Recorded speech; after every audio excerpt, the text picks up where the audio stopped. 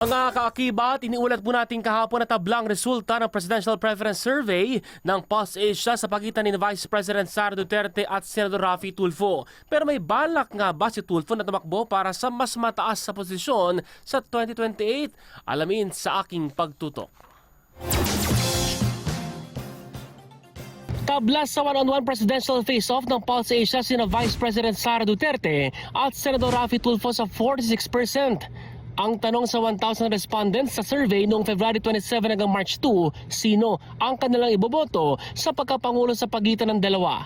Nanaig si Tulfo sa Luzon sa 72% pero lumamang si Duterte sa Visayas sa 64% at 90% sa kanyang baluarte sa Mindanao.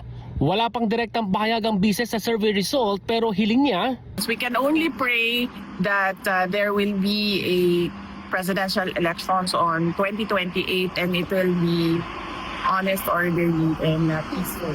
February 2026 nang i-anunsyo ng bise ang plano niyang pagtakbo sa pagkapangulo sa 2028. Si Tulfo naman, una nang nagsabing hindi tatakbo sa mas mataas na posisyon. Final answer. Pwede nang maglingkod as senator, di ba? Pareho lang naman yun, lingkod bayan tayo. But if not president, what if kuning kayong katandem as VP? Hindi rin. May apela naman sa survey firms ang kapatid niyang si Senador Erwin Tulfo. Please leave us alone. Huwag na muna isama po yung mga pangalan po namin.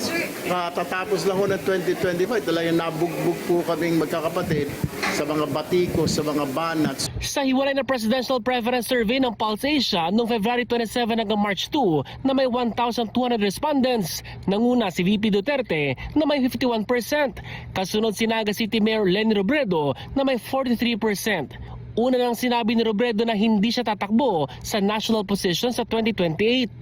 Kinomisyon ni Senate Majority Leader Mig Zubiri ang survey. Ace Cruz, Newslight.